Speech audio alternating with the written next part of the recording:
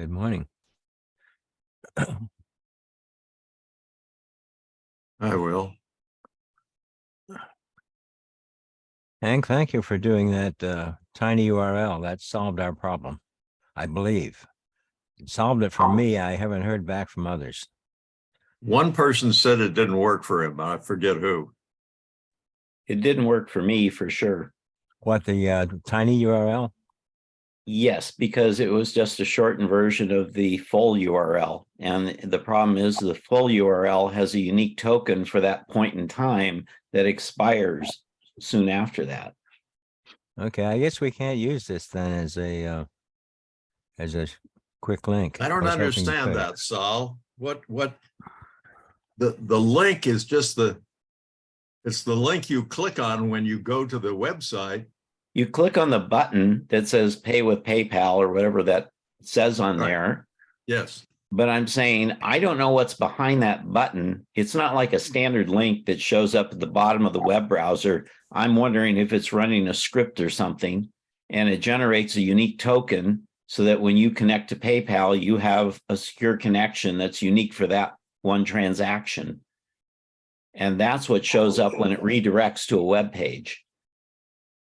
But didn't you make that link to the tiny URL, Hank?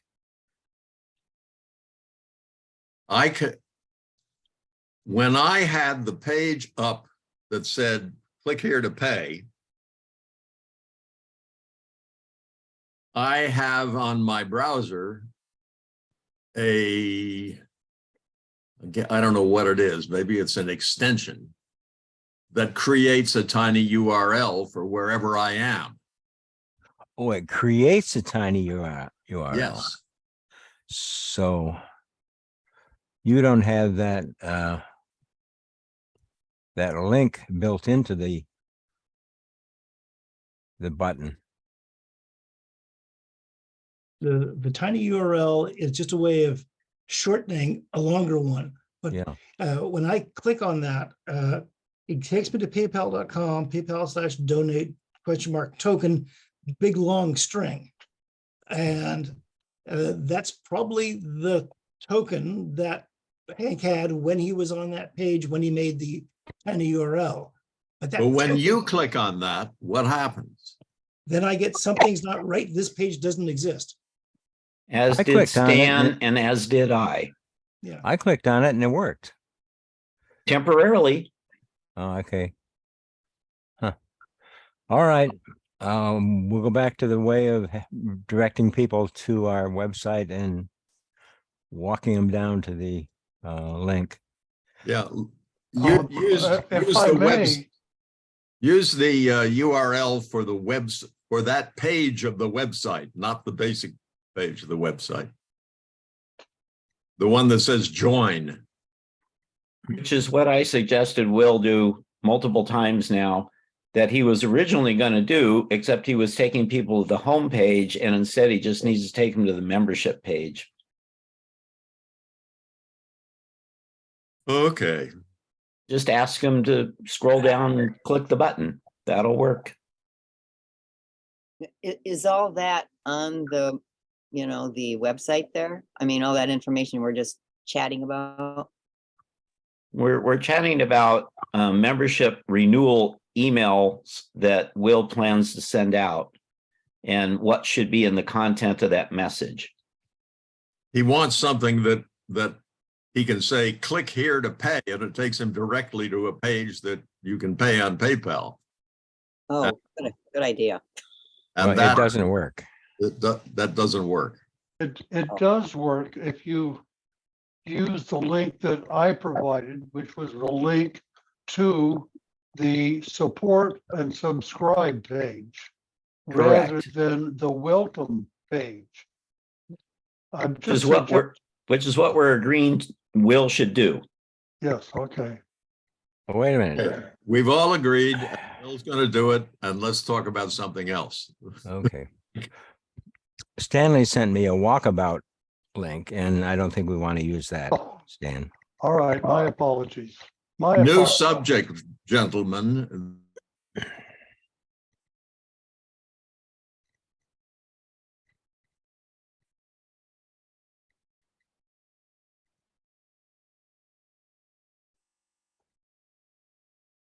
New subject, old computer problem.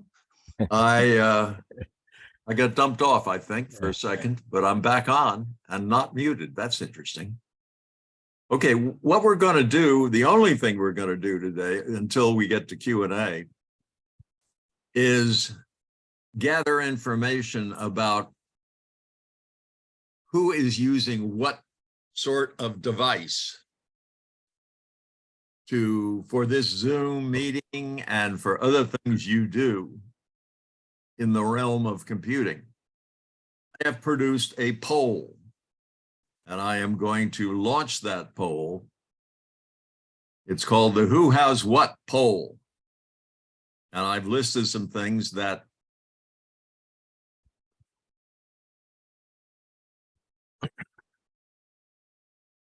okay. I've listed some things that I think people may have that they're using. And you should be able to see that poll now. Yes, I do. There's one more item you should have on there, Hank. What? Alexa. Yeah. I don't think so. That's not a device. Yes, it is. So it is. Certainly No, it is. isn't. Doesn't have a keyboard. No, and It's got a voice interface, but It it's can make sounds and it can respond, but you can't. you can't open an Excel spreadsheet on it. oh, okay. All right. I didn't know what the qualifications were. I'm not for it, sure. but- Well, There's no display. okay. There is a display on some of the Alexas. How big? Not very big, big enough to read recipes in the kitchen. that, and there's lots of things that do Alexa functions that, like a full up desktop can do Alexa, no problem. Right. But that's part of the desktop, I think. That's more like a program that you're using as opposed to a kind of device. Does that sound about right?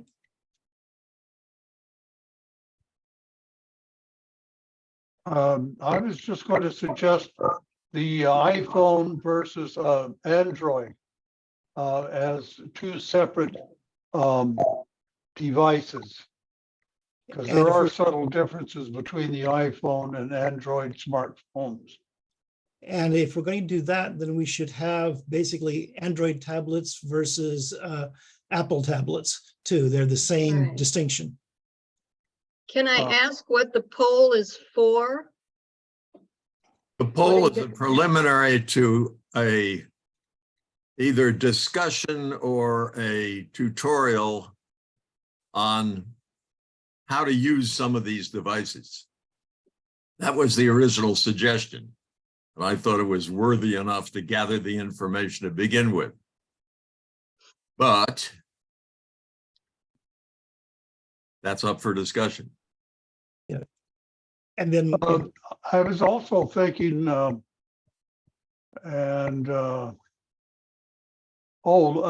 Linux. I thought that's what the type of thing you were talking about is anybody operating with Linux.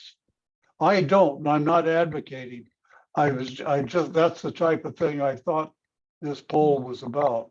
well, that and whether, basically if you have a full up computer, you can put various kinds of operating systems on it. And then within those operating systems, you've got various kinds of software packages that you use.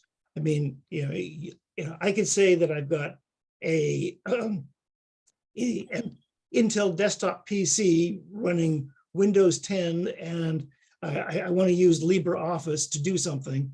And that's a different question than I've got a Apple laptop where I'm trying to, and it's running OS, whatever is it, 10, 11, 12, whatever. And then you want to use some other software package. Those are very different discussions.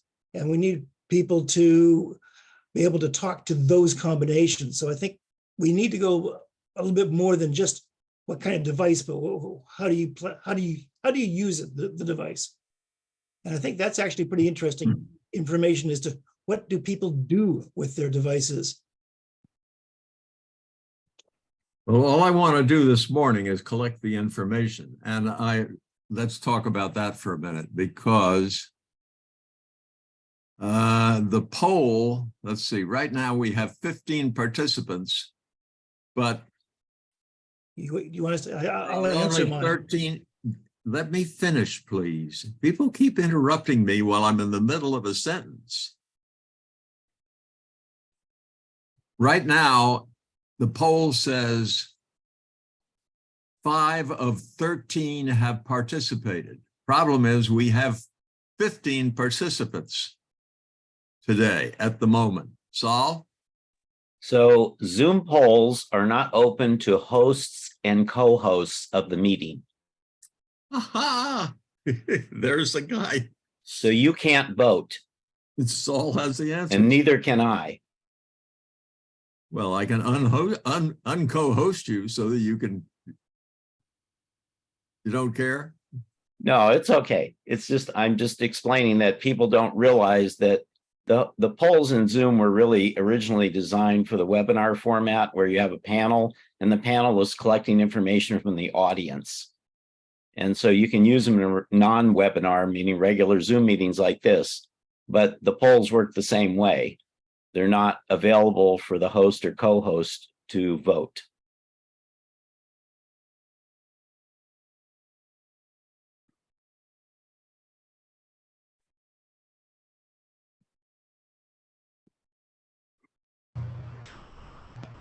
I got dumped again, and I'm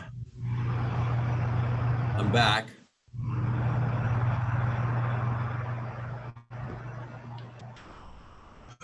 I think you need to explain that you were taking a survey. I saw that thing on my screen, but I didn't understand that it needed to be checked off there. I thought it was just a copy of something that you were going to send out. So that might be part of the response.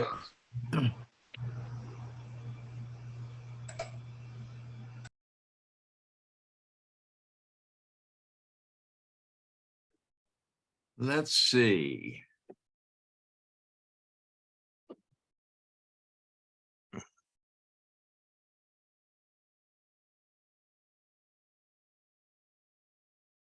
Interesting. There's one person who has not participated besides the two that can't, me and Saul. Saul tells me that hosts and co-hosts cannot participate in a Zoom poll. Pat's on the screen twice, so maybe that's the explanation. No, well, I submitted for both. I put Oh. down the phone for the one and I put down the Mac for the other. I don't know if that's cheating or not, but.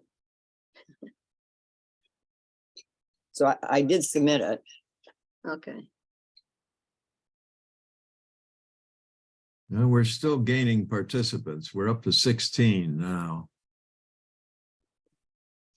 I gather the participants cannot see the results of the poll.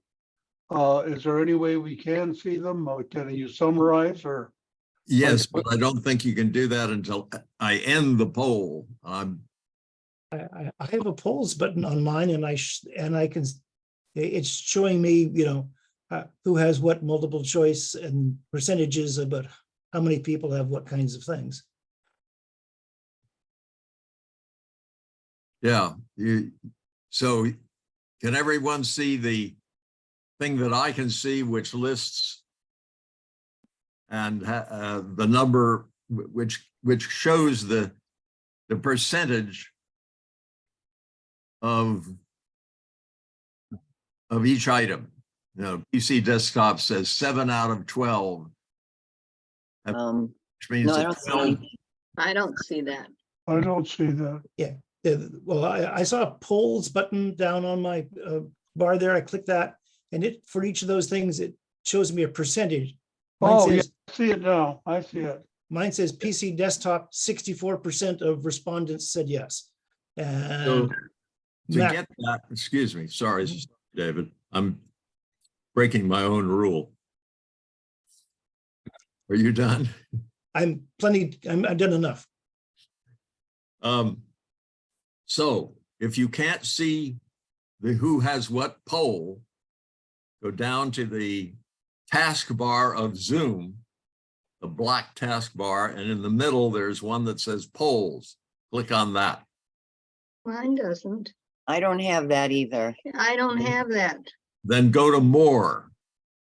And Go see to if it's more. there. Where is more? I'm not even seeing more. I don't see more either. I'll help. You know, there's different versions of Zoom, of the Zoom app, and different devices, and I don't know that they're all the same. I Maybe I updated, should. I updated this morning and got a newer version. It's like 5.13 something or other. So Yeah, 5.13.3, I think, is the current one for laptops, desktop computers, things like that. I don't know about tablets or smartphones. I can see the results with percentages. Yeah, I mean, I Hmm. can't. Let me check my phone. Maybe it's on the phone. Okay, we're up to 16 participants.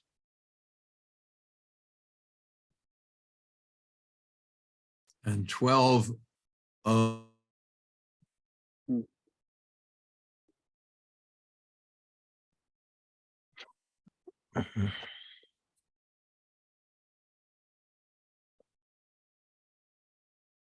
No, nothing on the phone either. So I have a more, but that's not part of the choices. jumped again. I'm back. Just for Hank's benefit, I have been recording this from when I first joined, in case you need it. Please, you can count that most mornings I will end up needing it. my thought as to why some people may or may not have a poll button is, I think when you started the poll and we had it up and then we submitted our answers, it may have quote closed the poll when you dropped out of this meeting. When you came back, the poll may not have been activated again for anyone new that arrived, and so maybe they aren't seeing it. I think if we've been here all the time, here's my theory. If we've been here all the time, we have the poll button because we were there when the poll got started. Could it be the version of Zoom that you're running? Yes, I it think could I be will that. end the poll and then see if I can restart it and if other people can then see it. I'm learning as we go along. Yeah, Say, I don't believe you can restart it, but you can try. Say, Okay, Hank, I can you? ended it and now I'm going to share the results. Oh, there we go. Good. Now, I see it. Yep, we see it. It I says see it. anyone who cannot see the results? No, I see it now. Good. And let's see, polls.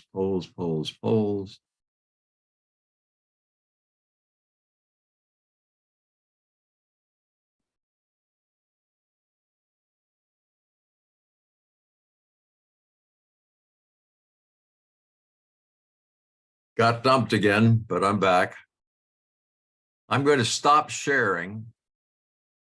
And then I'm going to click polls down again and see if I can restart. I doubt it, but we'll see.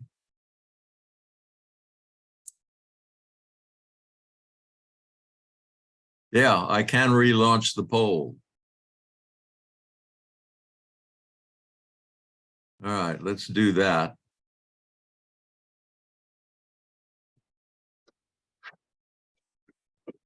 Whoa. Relaunching the poll will clear the existing polling results. Do you want to continue? I'm going to cancel that. And I can download the results. Let's see how that works.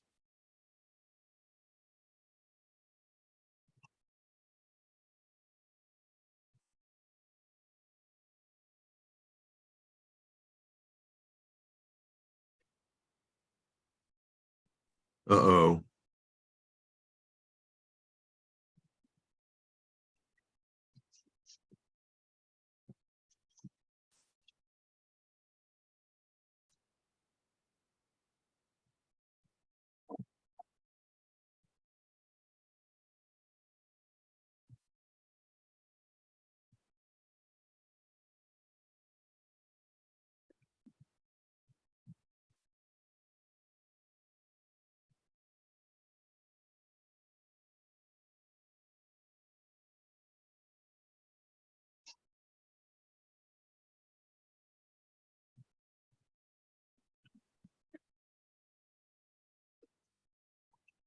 Oh, joy.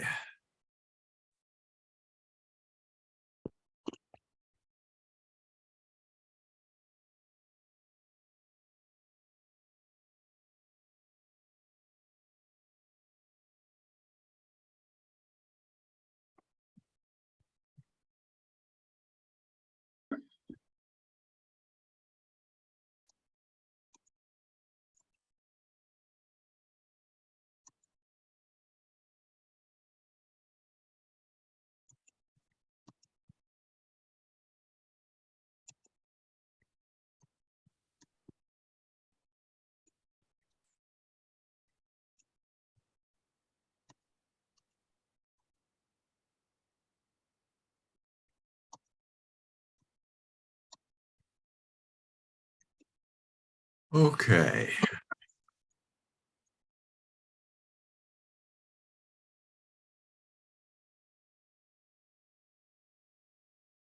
Well, while you're doing that, Hank, maybe I could make an announcement.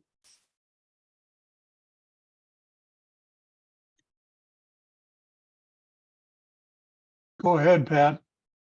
Oh, okay. Well, I just wanted to say that it's the first Monday of the month and it's Senior Monday at Fleet's Space Theater.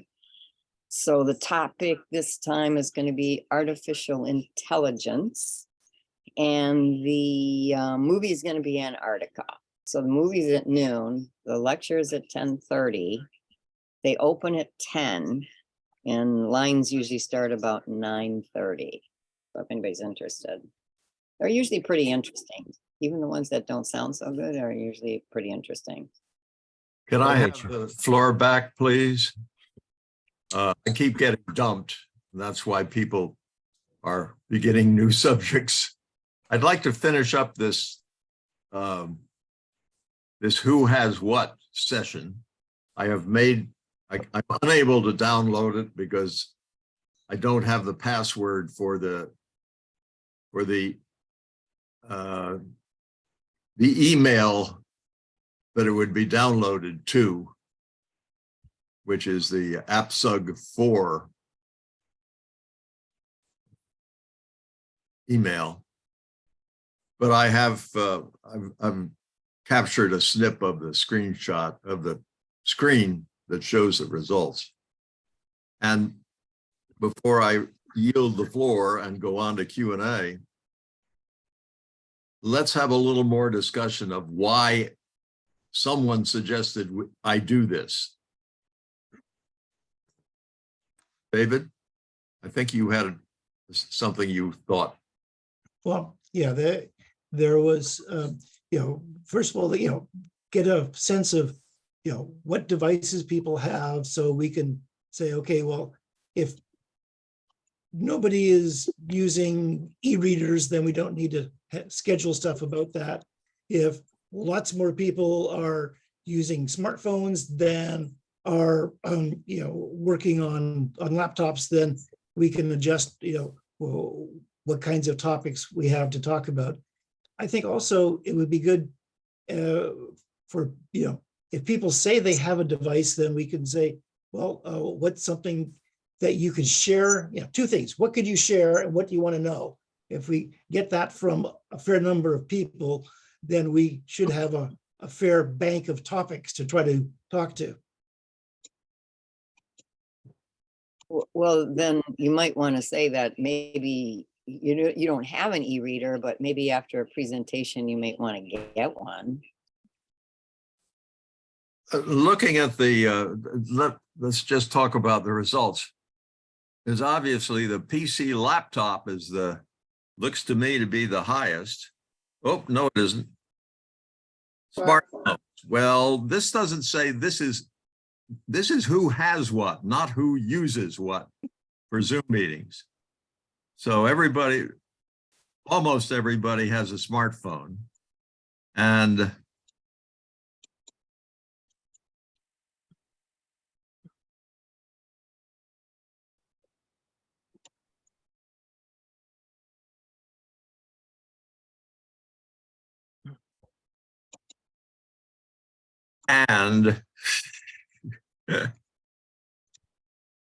the other very high is PC laptops, which is 9 out of 12. And that's probably what people are using mostly. And then there are PC desktops, which is 7 out of 12. Mac desktops are only 2. Mac laptops is only 1. Kindles are 2. Tablets are 7 out of 12. So sounds to me like we are already covering the PC desktop and the PC laptop, which are the heavy ones. We cover individual things now and then on smartphones, but that's probably only okay because not that many people come to this Zoom meeting using only smartphone, I don't think. And wait a minute, let me see if I can move this. Yes. How about waving your hand if you come to these Zoom meetings only using smartphone? I don't see any waves.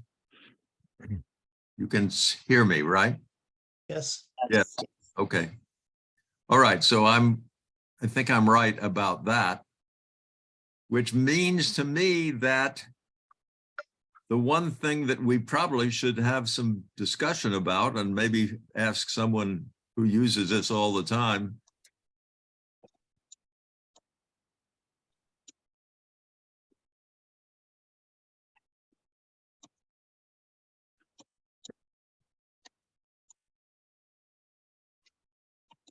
is tablets, because that's a heavy result in the poll. I see a couple of nodding heads. Anyone want to comment more about that? Okay, I think we've finished the who has what question. No, I'd like to comment on, Hank. Go. How about some of these other devices? Although you said you didn't want to do Alexa, how about a Ring, camera, a doorbell? How about internal lights on and off? I would think you would want to look at any electronic device as being part of the poll, because those are the things that people might want to learn about. Will, you might want to wait a moment because Hank's reconnecting.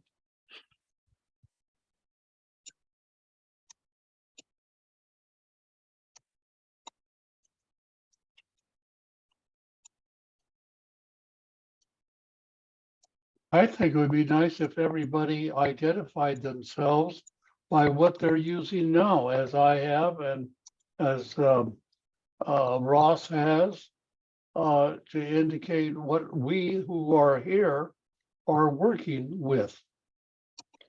Was this poll just to be about how we connect to the internet? I mean, connect to Zoom? Was that what it was? Maybe I misunderstood. I thought it was about things that we should have for presentations.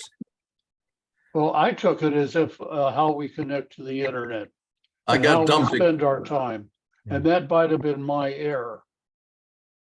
What I've understood it as, and I've got dumped in the middle of what Will was saying, so I don't have no idea what Will said while I was dumped.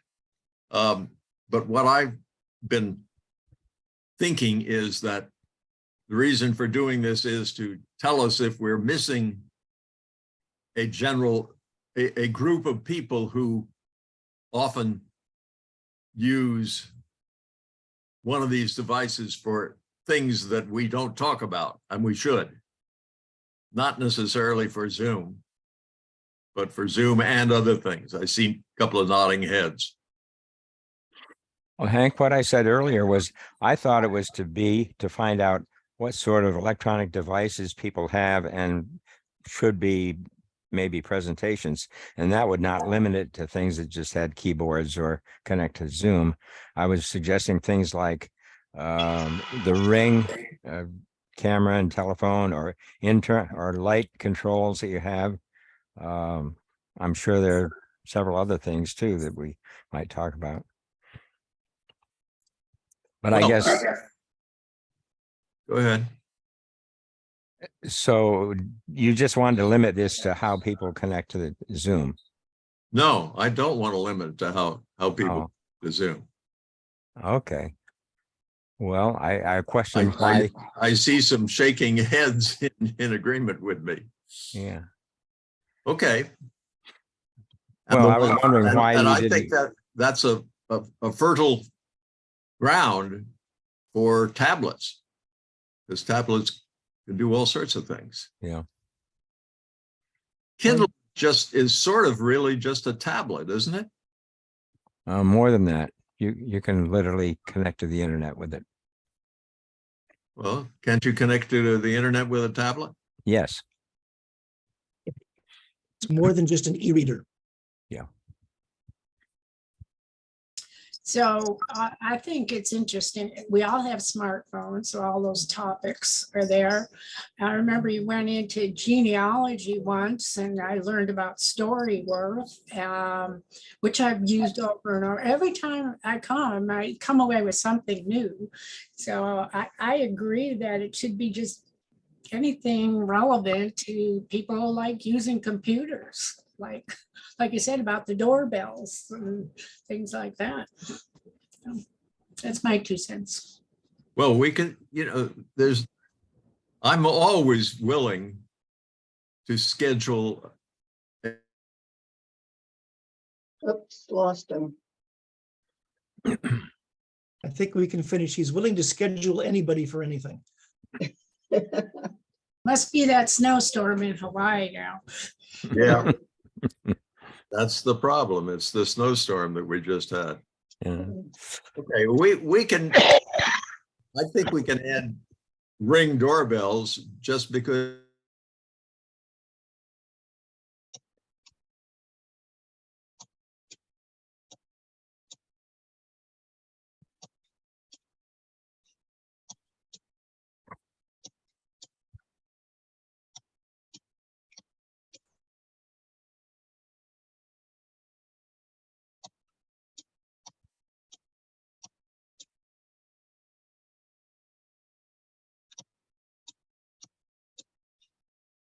There, I'm unmuted and back on. Well, I think it's time to turn this over to Will for Q&A, unless if someone has something more they want to do about or say about who has what. Yes, David. One of the, varieties of laptops that I think would be interesting to learn more about is, what can you do with a Chromebook? They are inexpensive. There's lots of things you can do, and there's lots of things that you can't do. And just getting to, talking to that, because people ask me, well, I can get this Chromebook and it's only, $100, and it says I can do everything on it. Well, you can do lots of stuff, but you do lots of stuff differently. Yeah, it's a little hard to run Microsoft Office. Actually, you just run. If you don't have any internet. Yeah. Chromebooks, you need the internet to do pretty much anything. I think there was a brief discussion about this last week. And I'm happy to hear from someone who is ready to either find a presentation on that. I'll bet you there's a great presentation on YouTube that says, what can you do and what can you not do with a Chromebook? Who wants to go and search YouTube, the search box for that? You know, you can put in a title in. If you go to YouTube in general and put a title in the search page, it is amazing the things that you will find. I'll ask the question. Has anyone here used a Chromebook, and what is their experience of using a Chromebook? Well, Dan uses one all the time. Mhm. Okay. Can any of those people, Arlene, is that a yes from you? Yes, okay. And Dan has his virtual hand up. Yes, that was not a true statement when you said I use them all the time. The only time I use a Chromebook is for this Zoom meeting. Fascinating. Why? And I also dug into tablets a little bit, and tablets seem to be similar to the Chrome, is that you can do a lot of things, but you have to do them all online. And that you can get on the internet, and once you get on the internet, you can find word processors and other things that you can run. But everything is now stored somewhere out in the cloud. It's not in your possession anymore. And therefore, if you want to keep it, you have to put everything on a memory stick if you can accomplish that sometimes.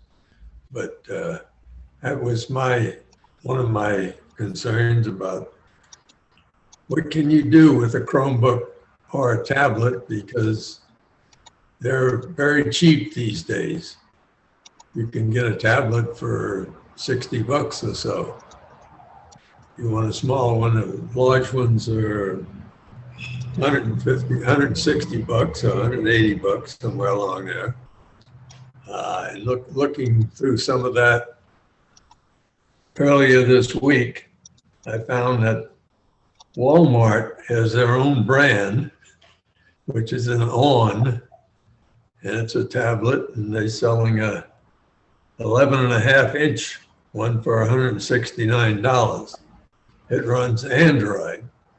Okay, so we get into a discussion now, is Android and Chrome, and which is which, and what works better. So I don't know. There's a lot of things going on there, and as we see, when we get into the phones, everybody's got a phone, but very few phones work the same either, because you have all different operating systems and different brands of phones. So we're getting now into a confusion factor where, yeah, this is similar, but if we try to answer a question and tell somebody how to do something, it gets very difficult because they're not seeing the same thing we're seeing on our phone or our Chromebook or our whatever.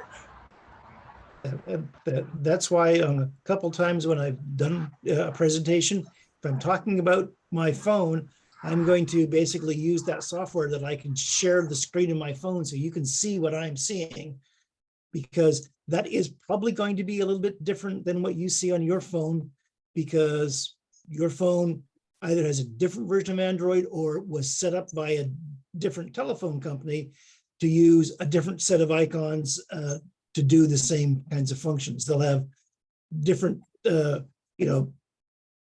email programs, they'll have different date programs, they'll have different contacts programs, they'll have totally different settings arrangements. And that's what makes it hard to debug that kind of stuff if you can't see what the other person is seeing.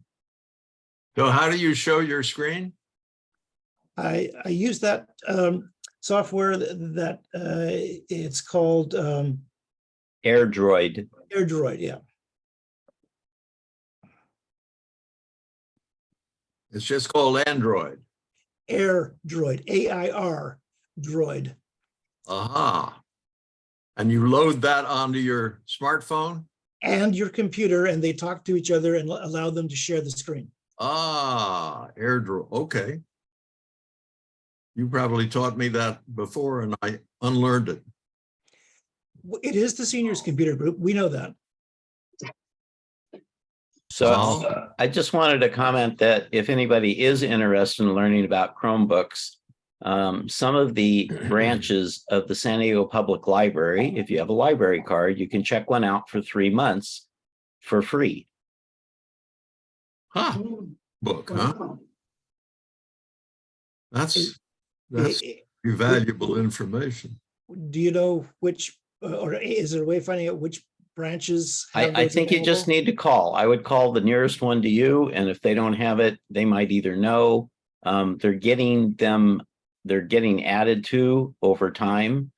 And they also have hotspots for the same thing that you can check those out for up to 3 months. What's a hotspot? It's a way that you can get Wi-Fi access in your place connecting through a cell tower, again, for free. Man, Ross? you know,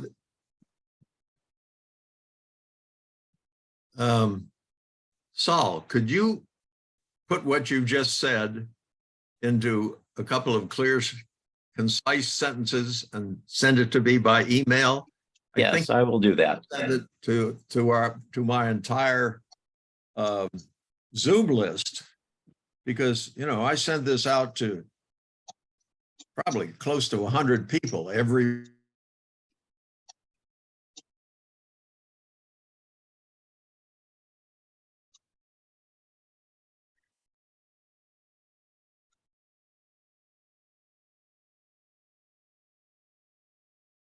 And we get close to 20 attendees. And maybe if people knew they could get a free Chromebook for a while and a free Wi-Fi for a while, maybe we'd get more visitors.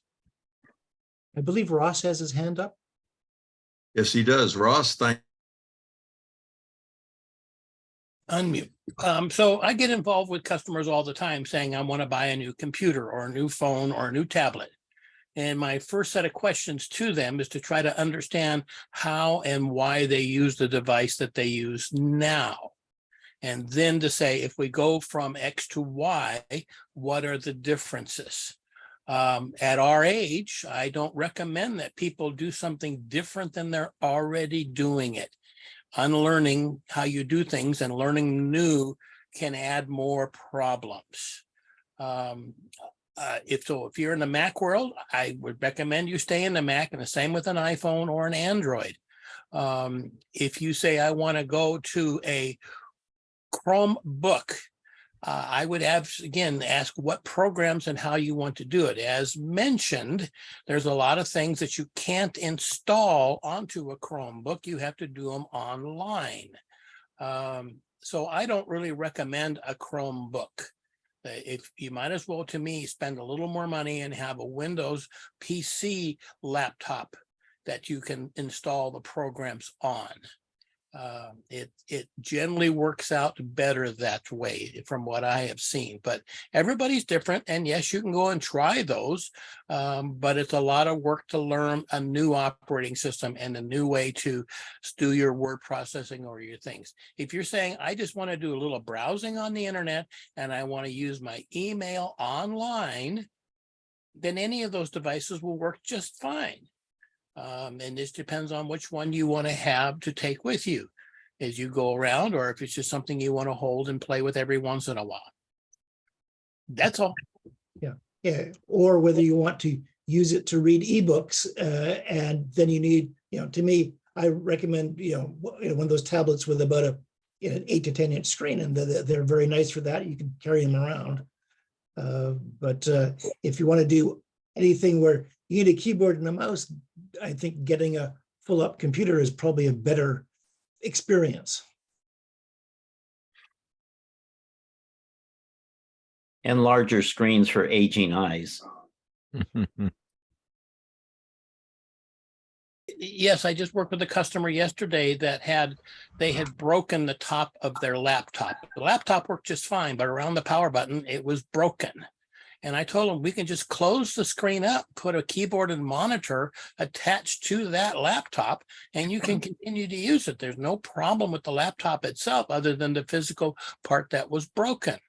And yes, you can. I have done that with customers where we buy a laptop. It used to be that was a better deal sometimes to buy just a laptop, close it up, put a monitor on top of it, and give you a keyboard and mouse. And here we go. We have any kind of size screen that you want. If you want to at that point, because that was what their concern was, is, well, maybe I want to travel. It's turned out that most of the time that doesn't happen. But again, with a laptop, you can unplug it and just go. Ross, I got dumped when you started saying something.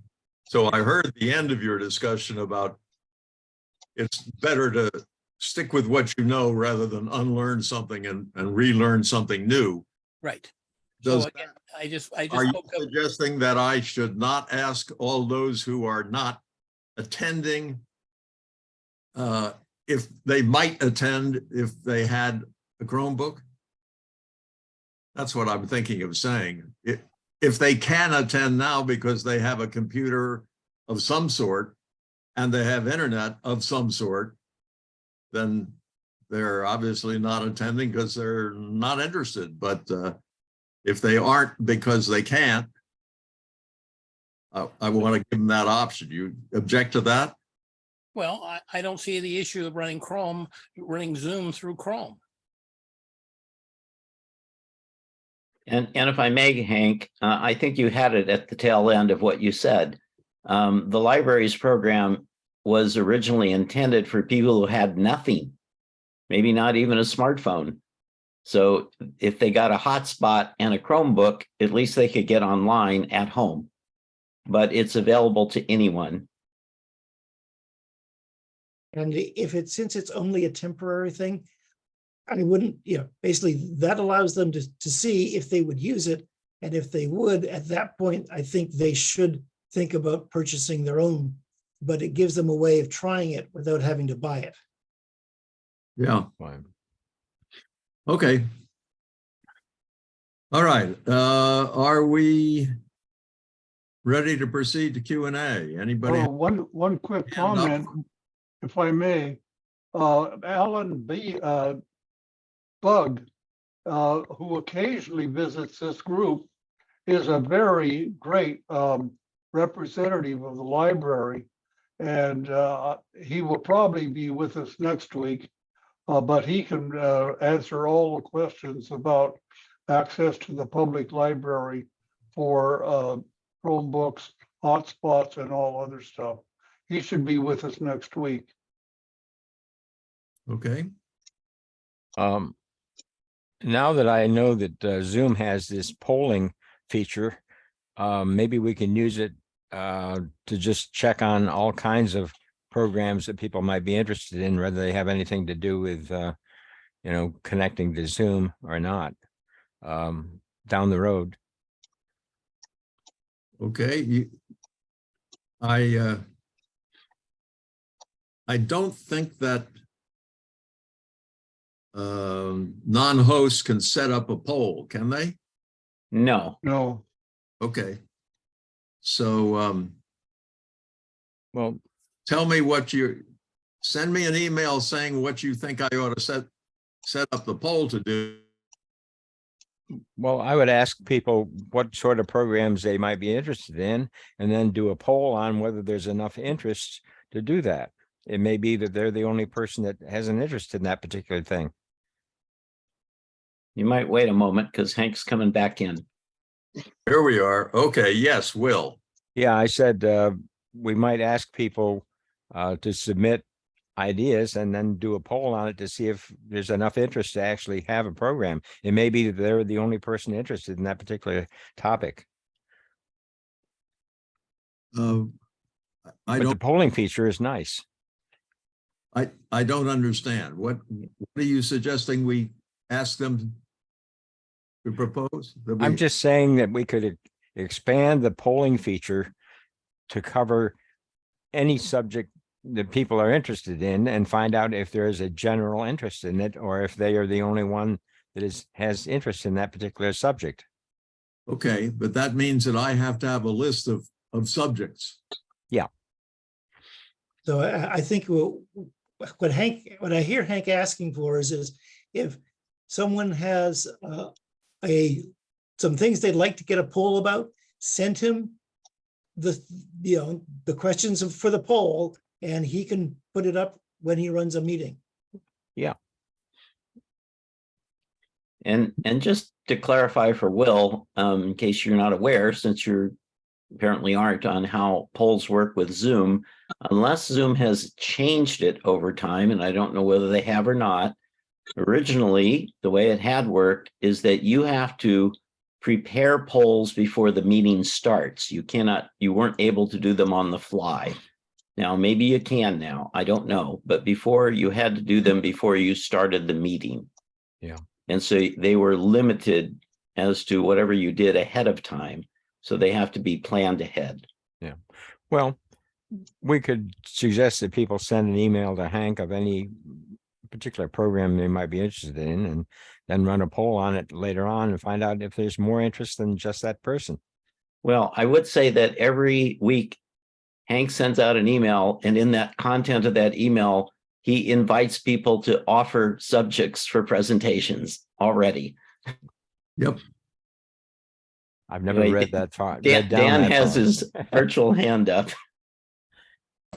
On the subject of polls, if you click on the participants on your Zoom, they have a yes and a no button that you can just conduct a question right from there. So you don't need to put up a poll. You can just use the yes and no buttons on the Zoom. Oh, that's a good idea. That is correct.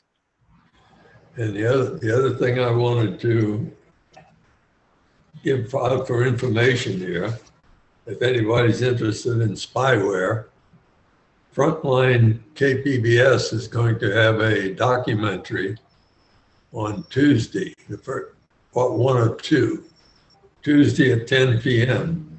And they're going to talk about Pegasus, I think is the word. What is that word again? Pegasus is a Israeli spyware hacking program that they claim they'll only sell to governments. Our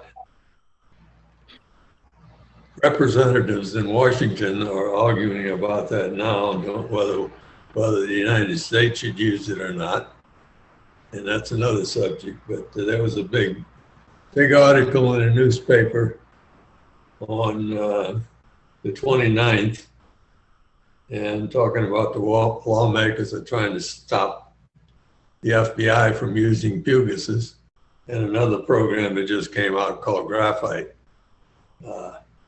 But that's a little different, the same subject. But like I said, the other thing that came out is Frontline is going to have this documentary, and I guess they're going to dig pretty deep into that spyware because it's going to be a 2-part presentation. So if anybody's interested in it, starts 10 o'clock Tuesday night on KPBS. Okay, thanks, Dan. I'd like to shift to Q&A. Okay. Will. All right. Anybody have any Yep. questions, Pat? Yeah, I've got a question. I have to renew my carbonite. And, I just had it for this first year because I got the idea, I think, from somebody at the senior computer group. So now I have to renew, but I'm seeing that there's, what does everybody have? I have carbonite safe, basic, and then the plus. And then they have the Save Premium, and I can't find it now, but when they did the comparison for the $149 for 1 year, I don't know what it is for 2, you supposedly save 5% and 10% for 3. but they've got something called a courier recovery service, and I'm not totally sure what that is. Does anybody have Carbonite, and what do they review it as, or et cetera, et cetera? Ross? I can speak to that. So I recommend Carbonite for most people because it does almost everything automatically. Once you install it, it goes through and finds all of your data files and then will synchronize them up to Carbonite automatically, no matter where that device is. So in other words, if it's a laptop and you take it to your hotel, then it will back up from there. It doesn't have to be to your home device. And again, there's nothing to plug in other than your internet connection. Then Carbonite sits in the background and waits and says, oh, okay, here are some files that have changed and your computer's busy right now. Okay, let's wait. All right, now you're not busy with the computer. Let's do a backup right then. As far as buying the more expensive versions of the program, I don't think that most people need to have but the basic program, which again copies the information from your computer up to Carbonite. The courier service that you speak of says, okay, I'm a business and I've got 18 terabytes worth of information at Carbonite in the backup. And now I want to get all that back. And you hook up your computer and say, okay, bring it back. And you need to wait a week, maybe 2 weeks for that information to get downloaded on the internet. If you can't wait for that, then the service, which is where they will send you, they'll copy your information to a hard drive and then ship it to you so you can plug it in and get your information back in a day. But again, most people don't need to have that. And when you want to go to restore your information that your old computer has died, you can go in and choose and says this folder, these 12 files I need today. And that so it restores those first. And then again, we'll sit in the background and recover all your information automatically back to your computer. Okay, so just the basic then, Yes. not the one, it says the external hard drive backup and automatic video backup. Is that anything I should be concerned about? That's with the plus. Okay, so the external hard drive means that it puts a copy of that information on a hard drive sitting outside your computer. And again, that will aid in the speed at which your information comes back to you because it's sitting there and you can copy it from your local drive or local backup drive to your local computer, and that's quicker. But it depends on how much information and how long you can be down while it's being recovered.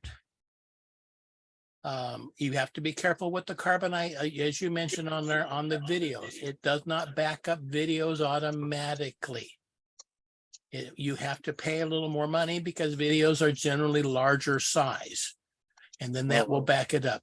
But with Carbonite, there is no limit to the amount of information that you can back up.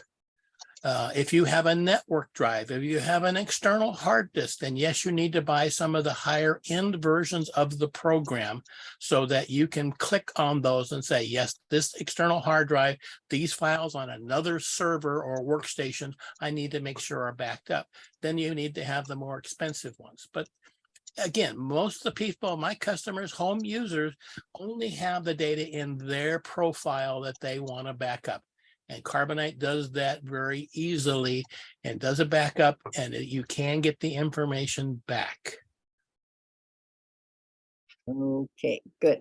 Thank you so much. That Now, really, on that subject, on your PCs, you can have a service called OneDrive from Microsoft.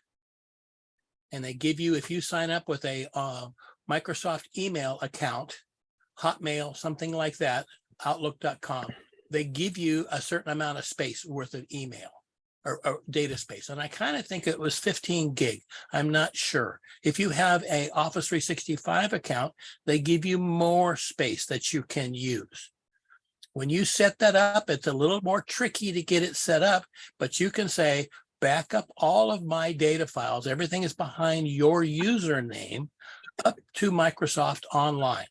If you run out of space, they'll let you know, and you can buy more space if necessary at Microsoft to copy all that information. And again, it works like Carbonite, sits in the background, runs the information that's there. Anywhere you sign into Microsoft.com, or excuse me, Office.com with your Microsoft account, you can see that data. It's online, it's available. Now, if you do that, then when you get a new computer, it will ask you saying, oh, do you have a Microsoft account? Yep, here you go. You sign that in. It automatically brings that information back to you. All of the data files. So if you primarily use Microsoft Office and you're getting that through Office 365, then once you do that, you're done. Everything is back. If you have additional programs for photo editing, video editing, other things, you'll have to reinstall those programs. But it's something to look at to make things simpler, and then you may not have to pay for Carbonite if you use your Office 365 and OneDrive account. I have a Mac.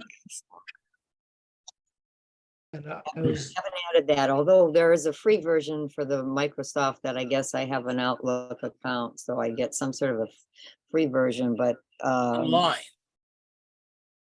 You get a version online, right. not on your computer.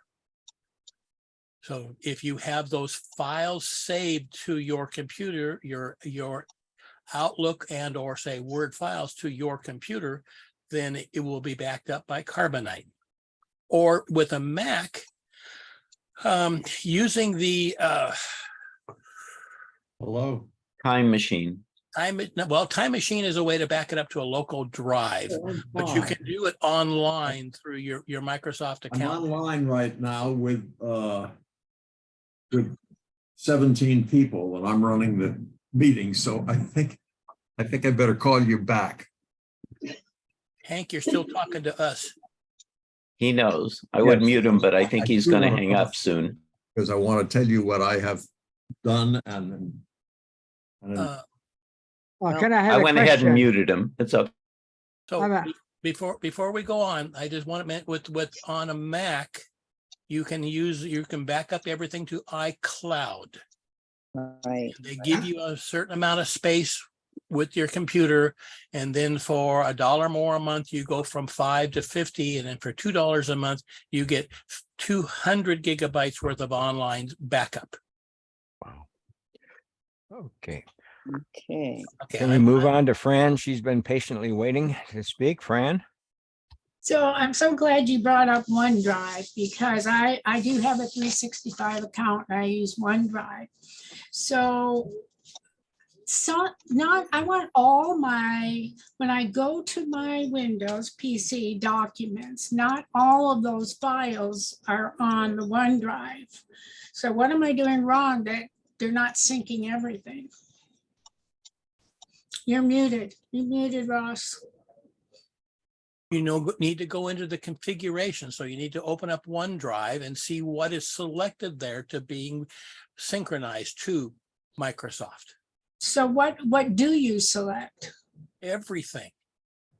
So you're saying there's some, I thought I did that. So I left something out? Well, it depends on where that data file is on your computer. And then you have to find that data file map where it says it's up behind my documents and everything is in my documents, then it should automatically back that up. What it may be done is you're not configured to say back everything up from your My Documents folder or your user folder. Okay, so. I don't see where you go find that. I'm in. Yeah, I'm on my OneDrive and I don't see where it says, choice of anything, really. Okay, I go to here and I go. Can I have a question? I'm an old member. No, Hold on, let us. I'd like to know, Sir. No, please. is that okay? Bob Fried is my name. Could you just wait until we finish with the current question? Yeah, okay, I will. Thank you. Can you get it up and maybe share or? No, I'm looking at on mine right now to try to see. Okay, so if I go to the Explorer, Windows Yeah. Explorer, Yeah, okay, and you click on OneDrive, yeah, it shows the folders that are being backed up. yes. And there's missing some from what's on my PC. Yeah, mine too. So how do I change that? Give me a moment. Oh, here's a getting started with OneDrive PDF. Maybe it's in there.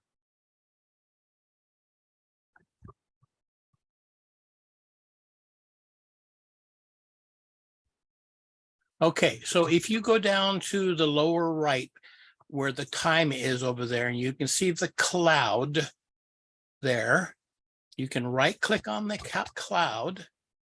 Yeah, Okay, and then on the upper right, it has a gear. Yep. Click on the gear. okay, Okay, then it says settings, yeah, and the second one is account. yeah, Okay, under account, the second item down is choose folders. okay. And I got everything. Well, those are the ones that are visible. Those are the ones on my OneDrive. How do I choose the ones that are on my desktop? Okay, this says to me folders you have chosen available on this PC. Yes. Okay. So So my first checkbox says make all files available. yes, I have that too. Okay, so where are the data files that you are not getting? Well, they're under, if I go to my documents file on my PC, this PC documents, there's some that go there, but there's some that do not, and vice versa. They're supposed to be synced, right? Well, again, it has to be showing up in that list of folders. If it's not showing up in that choose a folder, then it's not going to back it up. And I Right, understand so how do I choose additional folders from my PC? I understand what you're saying. So if I go here to documents and I go right here and I go to properties.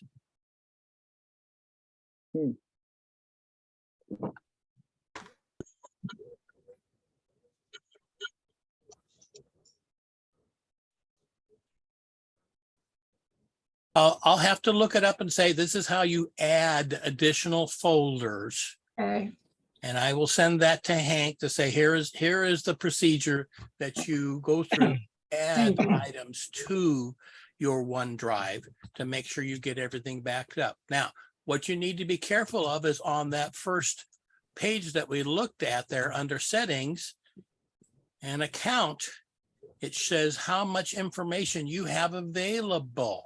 oh, well, I got plenty of room. I mean, well, you get 1 terabyte with so there's plenty of room. I understand. I'm just making a comment. Ross, I got dumped while you were in the midst of starting this. So how do you get to the place that lists what is synced?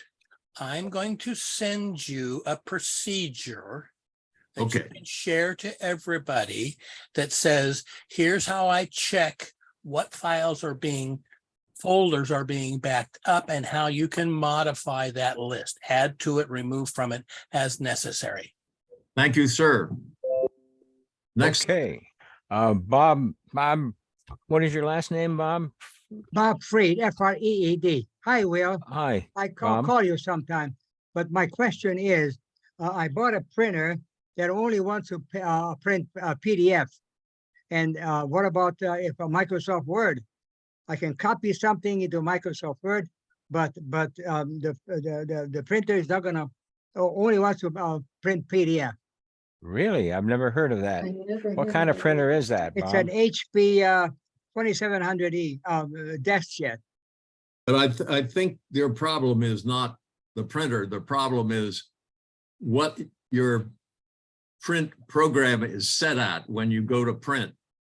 If you, I think Hank got frozen out again. He's Yeah. coming back. Could I ask Bob, are you printing from a computer or are you putting like a USB thumb drive into the printer directly? Okay, well, that's a very good question because I can have something from the from somewhere else in publication, and I want to capture it, and I want to go if I go to Word to capture it because I can have a new document, okay, and I can capture it, and then I want to be able to print it, but the printer is only prints PDF. No, I've never heard of anything like that, sir. It's what you're choosing to send to the printer is a PDF. So in other words, if you're in Word, Yeah, what type of a document is it? What is it when you go to save as? It should tell you what kind of document that is. well, it's a Microsoft Word document. Okay, so the last name of the file is docx, not Probably, yeah. PDF? Well, then when you go to file and print within Word, it should just print out that document. Does not have to be only a Within PDF. Word. Right. I'm sorry. How are you printing now? may I interrupt, please? I have just shared my screen. And I think I think you can see my screen now all. We can. And when you go to file and click print, you should get a window like this. Do you see something like that, Bob, when you try to print? I'm trying to, oh, say that again? Yeah. When Hank was sharing his screen, he showed a window. Is that the kind of dialogue you have when you're trying to print? Well, I have a an HP smart thing that helps me, but sometimes it doesn't work at all. And in fact, it's a very weird. It's not directly connected to the computer. Maybe that's why the problem is not directly connected, and it shows that I have so many things to print, but it doesn't want to print. Do you, It's weird. yeah. So you're connected via the internet? The printer? Yeah, I'm connected to the internet. Yeah. Is there any way that you can do a direct connection to the printer from your computer Uh, via a cable? yeah, well, yeah, I'm pretty sure that I am always most likely, I'm connected to the internet. But So, if I might, okay. Hank is showing you on his screen when you are in Microsoft Word, when you go to print, uh-huh. okay? So you have the option there to say, instead of printing, that you can save it through Microsoft Word to a PDF. Okay, that's not what you're talking about. What you should be able to, in that area, say, send it to the name of your printer, and then whatever the document is, it should come out. You print through Microsoft Word, not through the Smart Print. I see, Microsoft Word. Yeah. And when you, Yeah.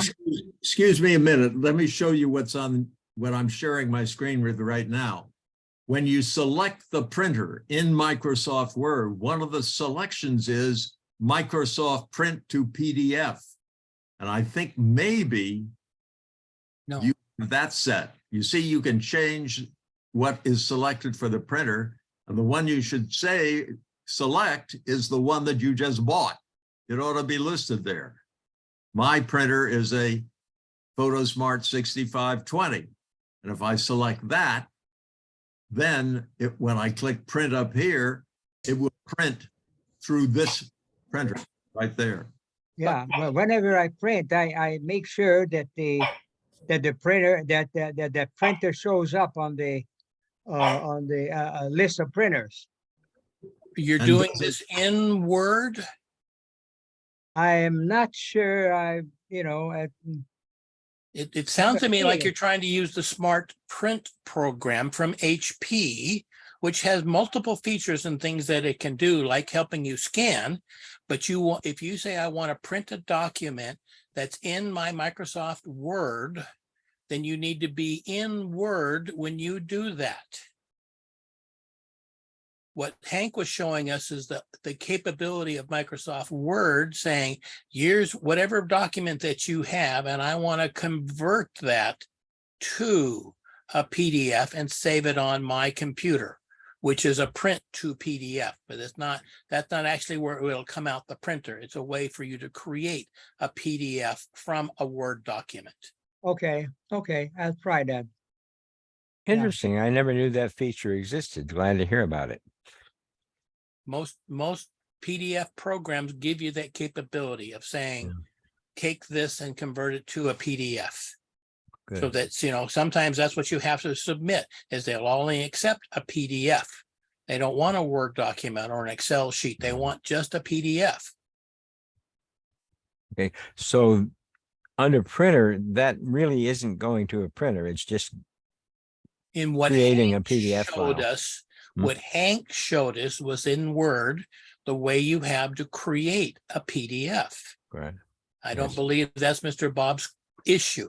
When he goes to print, he's using a program from Hewlett Packard called HP Smart, which is trying to help you do different things with the printer.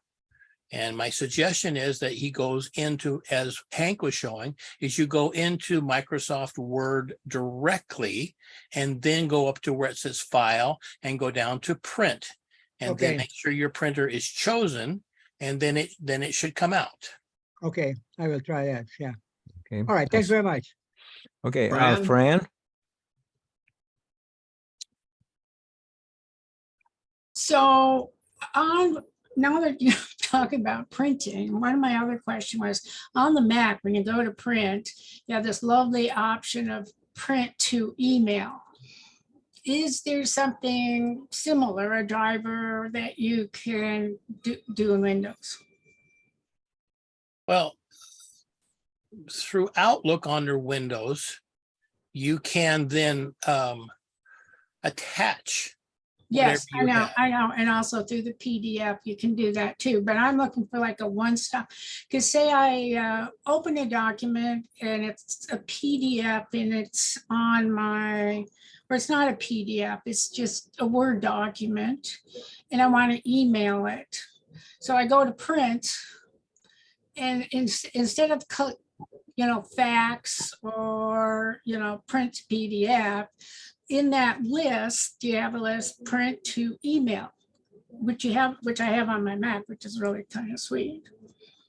I don't think that exists on Windows, does it? Ross? Well, you can send to your document through your application to Outlook. Yes, I know.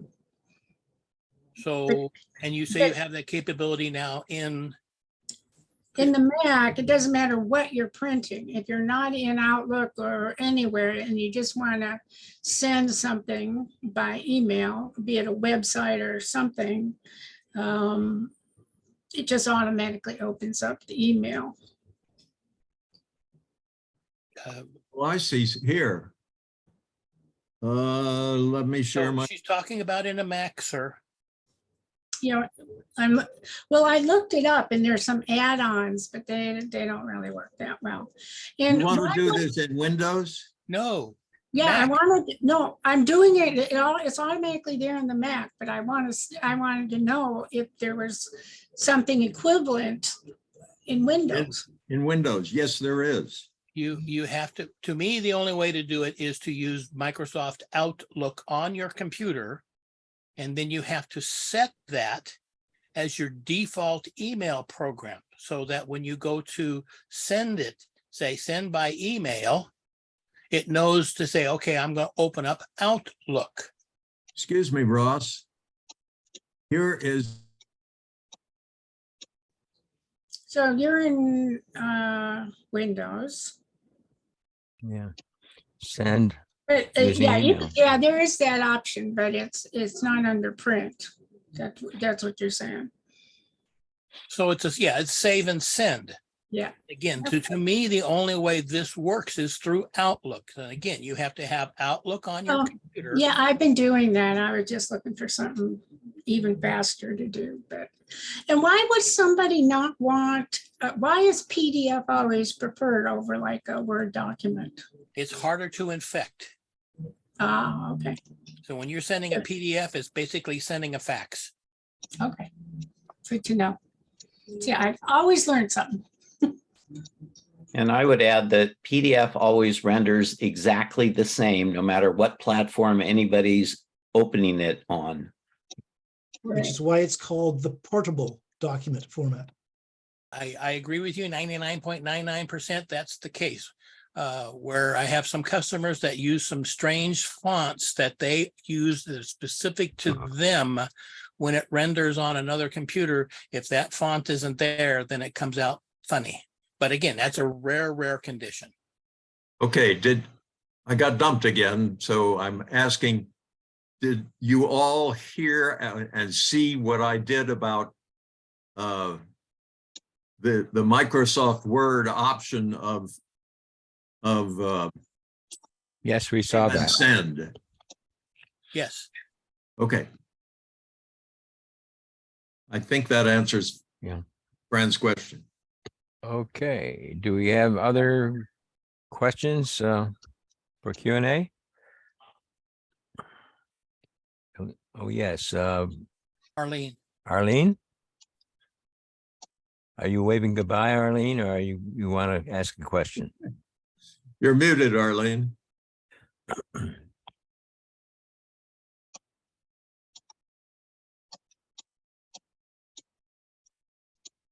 Apparently she's raised her foot. I expect she was saying goodbye, maybe. Pat, you have a question? You're cut off. Right. Muted, Pat. Yeah, I got it. Okay. I got a email from, telling me my Microsoft account was going to be canceled, blah, blah, blah, or closed. Yep. And that was when I haven't been on the computer for about 2 weeks. So that was on the phone. So when I was on the phone, I could not figure out where that was coming from. But when I went to the Mac, and I looked at where this message was coming from, it was somebody at yahoo.com. So I figured it was a fraud anyway, but I could not figure out how to do that on the phone because I could not access that address, the email address it came from. So I'm wondering, did I miss something there? Or No. it's easy to do on the Mac, but the phone, I couldn't figure out how to do that. So if you're having trouble doing something like that, it's more than likely a fraud. No, but I mean, I could not find the email address from whence it came. Wait. Oh, so you think that in itself is the fraud? So if something looks funny on there and something isn't working right, and you come up to a dead web page on your phone or somewhere else, then just ignore it. And 99.9% of those things are fraud. And they're trying to trick you into saying, well, we need your Microsoft account, email address, and password. And mother's middle name. If I might also, if does that answer your question, Pat? Yes, it does. Thank you Okay. so much. Yeah. So it came up as a question with another couple of people that I work with about mailboxes in the street or mailboxes outside the post office. Yeah. They're Cool. not safe. Not The only way you anymore. can do that is if you hand it to the mailman and he puts it in his bag, or you go inside the post office. Right. Nothing that's outside is safe. People put down a stick inside there with a piece of tape on it and they retrieve all the emails. I've seen mailboxes where the mailbox is so full that you can see the mail sticking in the chute. It is just not safe. And what happens is people's checks get stolen. Then those checks get altered for different amounts or used again, because once someone has that check, they have all the routing information that's on there and they can print their own checks or just do an electronic transfer from your bank account that way because they have that check number. Using it, sending a check through the mail is a very dangerous thing. To me, you should do that online somehow. If you're doing a mortgage or some other kind of payment, all those places will accept payments online. And not only do you have the issue, the safety of that is that then you have a document that says, yep, I paid you X number of dollars on this date. If you put a check in the mail, it's kind of, well, I hope it gets there and I hope it gets to the right place. Don't use that online services for checks. Someone told me the other day that they had somebody had grabbed an old check out of the trash or something, and it actually scratched out the payee and put in a different name for the payee, scratched out the amount and changed it, and went in and tried to cash it. Now, you talk about stupid. Obviously, it doesn't work. Well, but it can work. Yeah, you Gentlemen, get someone that's. A lot had put his outgoing payments into the mail slot in his business office. Overnight, that mail slot was broken into and mail was stolen. One of his checks to a supplier was taken. And again, it was altered and it cashed, even though he uses Quicken and uses the Quicken checks that are supposedly have a security feature on there and are not supposed to be alterable. But he should be able to get his money back from the bank because he did. If He he did didn't get sign his it, he money can go back to the from the- bank and say that is not a valid check because it was altered. Or That's true. But he now no longer puts the mail in his slot at his office. Yeah, smart. He takes it to the post office and puts it inside the post office if he's going to have to mail it. So he doesn't have to go through that. Now, he found also that with QuickBooks will make a register that you can transfer to your bank. So you can say, here, I wrote these checks to these people for this amount of money. And before the check is cleared, the bank will compare those two numbers and they're saying, yep, it's to this person. Yep, it's for that amount. Let it go through. But that's, again, what you would have to do for a business account. But again, he paid a lot of money. They have special checks straight from Intuit that were supposed to be unalterable, and they were able to do it. So I do not trust a check. I pay online as much as possible. They also make pens that have ink that is unalterable. That you have to buy. So Yeah. you may think it Could is, we- sir. could we but go I don't back to believe people that's who have their hands up like me? Yeah, Hank, go ahead. Thank you. I think this is to everybody, but I bet you that Ross knows the answer. I've received notice. I'm using Microsoft Office 2010. That's 12 years old. And I got a notice recently from Microsoft Office that 2010 is something not valid or this, that, and the other. It still works fine for me. What am I endangering myself by continuing to use this? And is there a way to buy Microsoft Office, say 2016? Maybe go to eBay? What do you think, Ross? Okay, so the main issue that a lot of them, and I'm seeing the same thing with Windows 7 and Windows 8, notices are coming out from Microsoft saying you need to upgrade. When what they're going to stop doing, and they haven't for quite a while, is have security updates for Office 2010. So it's just not as secure a program because there are hacks out there. If something gets into your computer, it can take advantage of it. You have to click on something in your computer. Your antivirus has to be able to ignore it. The program itself has not been fixed. When you get these security updates for Windows or any of your applications, what that does is it closes the known holes in the program that the bad guys are taking advantage of. So they have to find another way to get into your computer. As far as buying the program, I use a website called Tech Bargains. And on there, you can find Office 2021 is the current version of the program for about $50. You pay them and I pay them through PayPal. So if there's an issue, I can get my money back from PayPal. And then that takes you to Microsoft with that product key, and that installs the Microsoft Office 2021 on your computer. That is not upgradable. It's a one-time permanent license on that program. Yeah. If you get something through Office 365, which is in a range of $65 to $99 a year, then forever they will update you as long as you keep that license valid. I have this feeling if I can buy Microsoft Office 2021, I'm good for until my expiration date. I would agree with that. Its expiration date, mine. I understand. If they're just getting huffy about 2010, 12 years later, 12 years after 2021 is, I would be 101.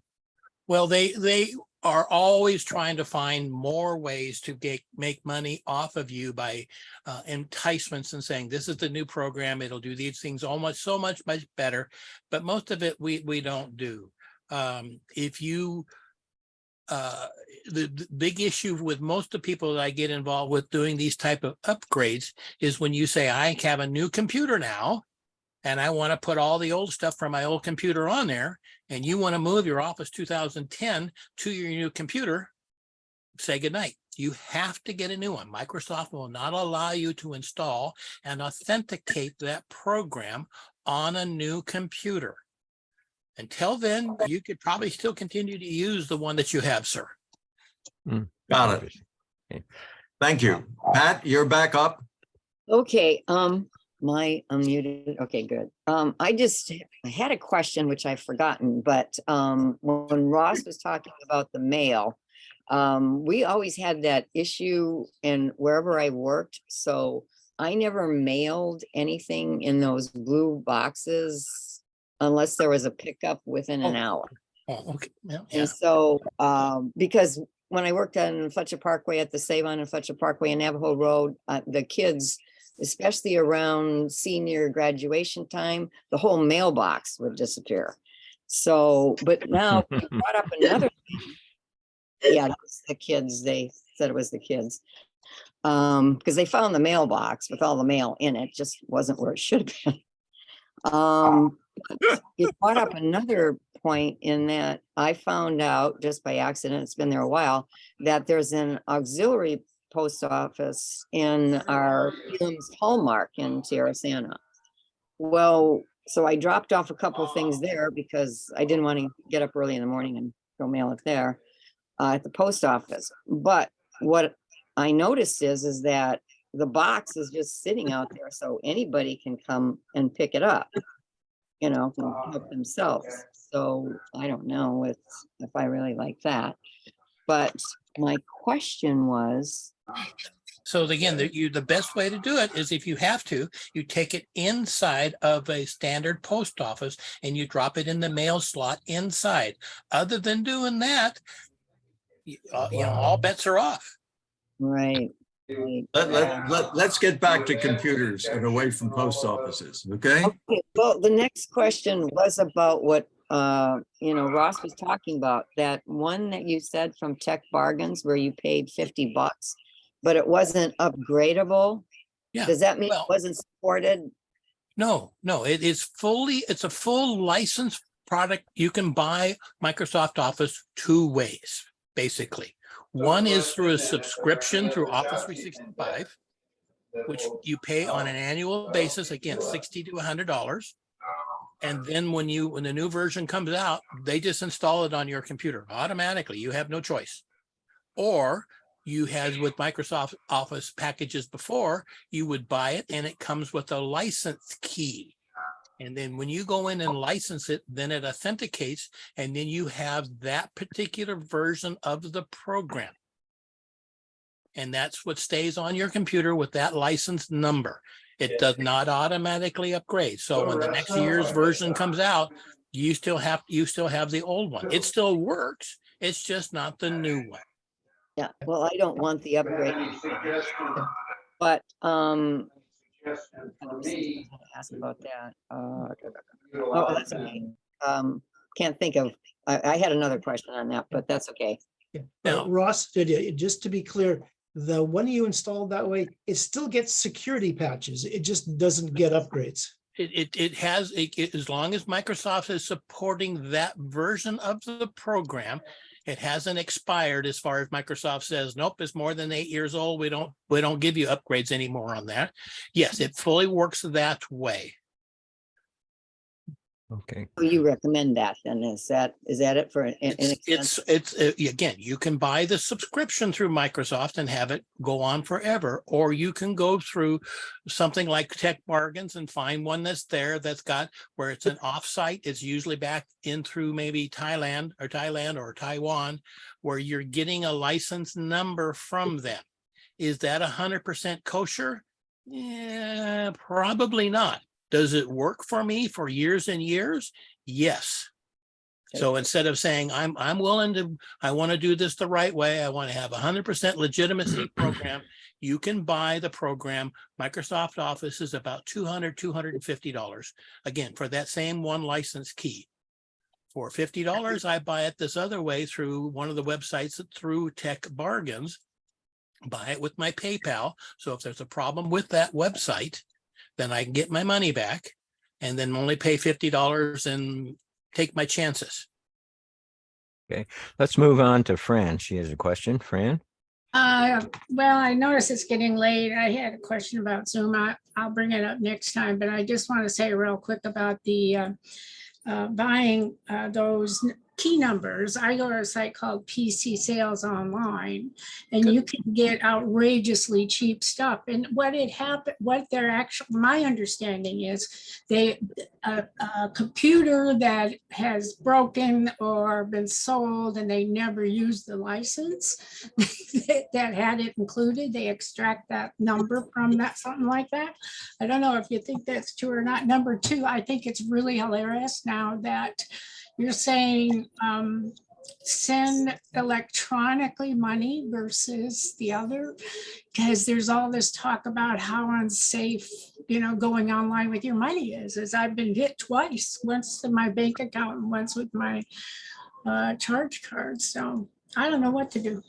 Well, again, to me, you're much safer. So let's say you have a rent check or a mortgage that you need to pay.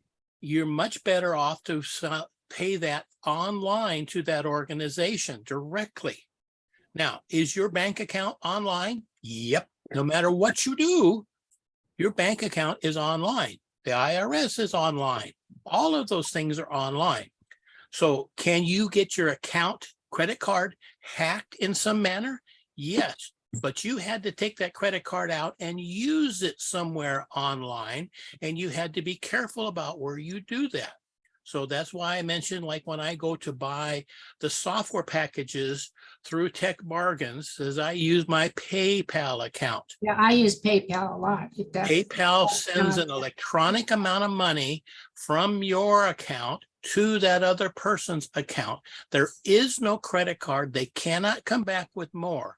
With a credit card or a check, that's giving them an open invitation into your account that they can charge as much as they want, as often as they want. Yeah. But you can get your money back. It's true. Does You that. get your money back, but it's a hassle. So if it's just trying to say, I want to be careful when I do things so I don't have to go through that of redoing it. And I have people that tell me, oh, I got my credit card account. Now I have to go through all of those automated payments that I had set up and redo all those accounts. And I agree. Yes, you have to do that. Once your account gets hacked, you have to get a new one. You cannot use the old one. So what I recommend that they do is they get 2 credit cards, one for their automated payments. And that goes to the companies that you trust, and you set up your automated payments to them. And then the other one that you use for dinner and the gas station and other online purchases, that's a different card. So if that one gets hacked, it's easy to shut that one off and start again, because you don't have any automated payment set up on that card. Yep, that's what I do. That's what I do too. Good idea.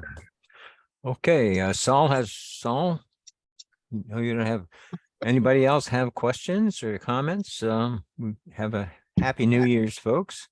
And Pat, before you leave, I have a copy of Malware Bytes if you're interested. Yeah, So I'm send me an email.